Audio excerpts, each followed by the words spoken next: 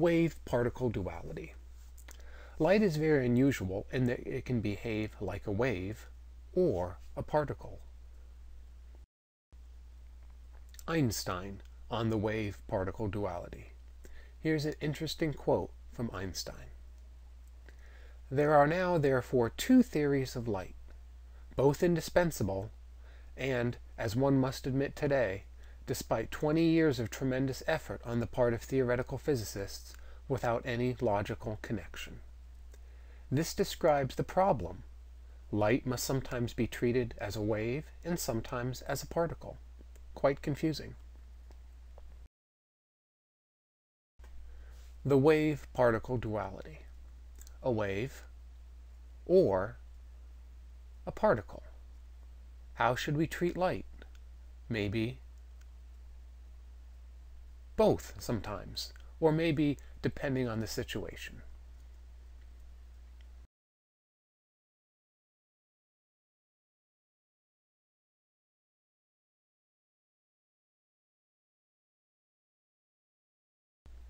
Electrons or photons as particles.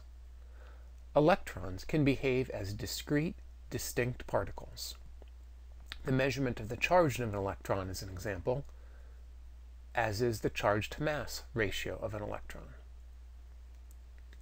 Photons, packets of light, can also behave as discrete particles. Examples of this would be blackbody radiation, the photoelectric effect, where a photon kicks out or ejects an electron, and the Compton effect, where a photon scatters off an electron.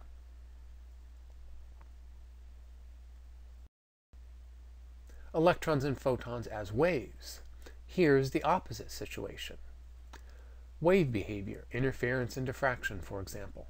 Photons definitely behave as waves when they interfere. X-ray diffraction is an example. Electrons themselves can behave as waves. Even though electrons are particles of matter, they too can behave like waves. Sometimes with low energy electron diffraction, they too can bend around corners just like waves. Energy and momentum relations. Momentum and energy formulas. There are a variety. Here's one for momentum. Notice two different forms, one using h and one using h bar. And for energy, once again using h and h bar.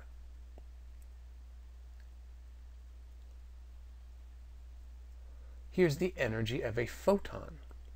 The p is for momentum, and the c is the speed of light. And formula for the energy of a photon. Once again, h is Planck's constant, p is momentum, c is the speed of light. There are quite a few assorted formulas here. Every single one of them does not have to be right on the tip of your tongue. Be able to access these when needed.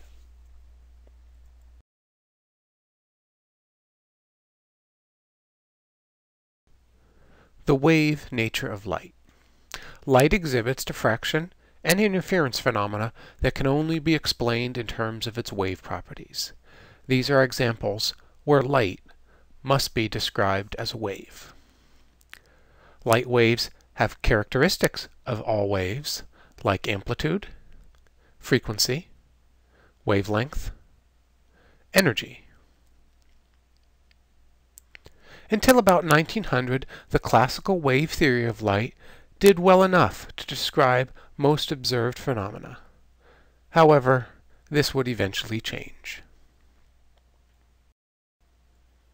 Particle nature of light. Wave theory could not explain the photoelectric effect and the Compton effect. The exact definitions of these are a little beyond the scope of this tutorial.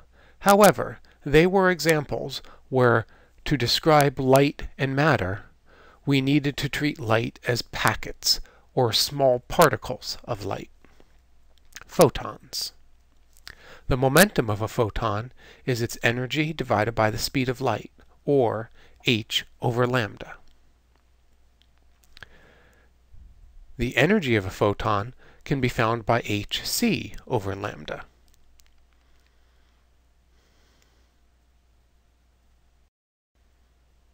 Light a wave or a particle? Once again we have this strange duality. Is it a wave or a particle? The answer depends on what scale you're discussing. On a large scale, a large number of photons can be treated like a wave. On the tiny atomic scale, here we deal with one or a few photons, and we use the particle or photon theory.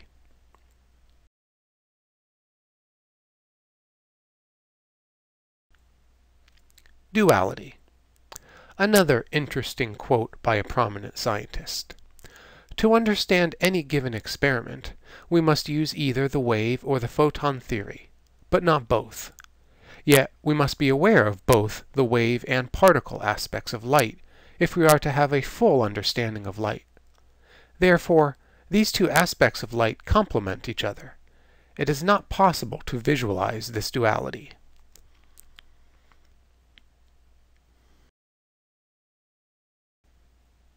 De Broglie wavelength.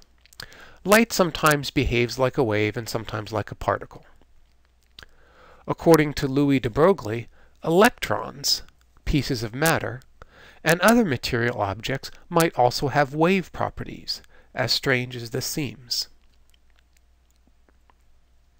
Thus, for a particle of mass m moving with a speed v, it has a wavelength, given by the following formula, where h is Planck's constant, m is the mass, and v is the velocity of the particle.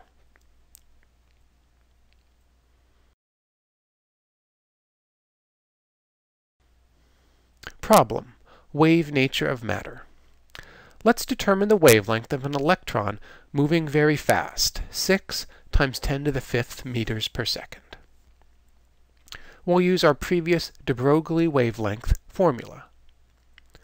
Planck's constant, of course, is a constant you may know by now, and the mass of an electron you might not know, but you can probably reference in your physics text. When you calculate this value, you obtain a very small 1.21 × 10⁹ meters. This is even smaller than the wavelength of visible light. So, for almost all pieces of matter, the de Broglie wavelength will be an extremely small number. And in this example, we used a very small piece of matter, an electron. Say, if you were considering a moving baseball, it would have an astronomically small de Broglie wavelength.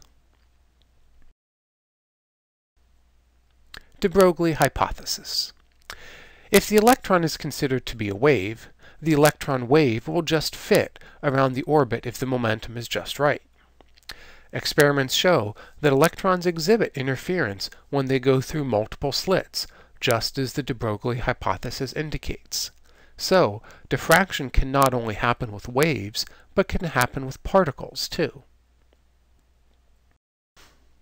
Quantum theory. Atoms are quantized. This means you can have 2 or 3 or 4 atoms, but not a fraction, not 2.5. Light, or photons, are quantized also. This means you could have 2 or 3 or 4 photons, but not 2 3/4. And additionally, quantum numbers. Our n is an integer. That means, as we described with electron energy levels, we could have an energy level of 1, 2, or 3, but not 4 5/8.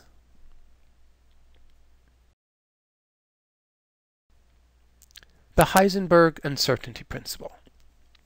There's a major problem with the wave-particle duality.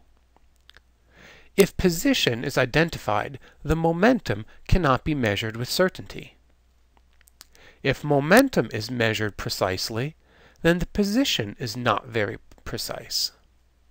It's a catch-22. If you get one, you seem to lose the other. Imagine probing an object with a projectile.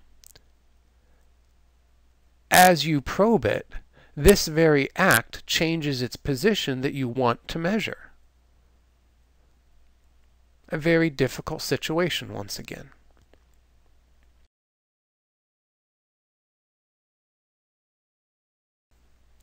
Uncertainty principle formula. The previous situation tells us we cannot measure both momentum and position of an object precisely at the same time. This means the more accurately we try to measure, say, the position, the greater will be the uncertainty in the momentum, and vice versa. This is described by the Heisenberg uncertainty formula. Here h is still Planck's constant, delta p is the uncertainty in the momentum, and delta x is the position uncertainty.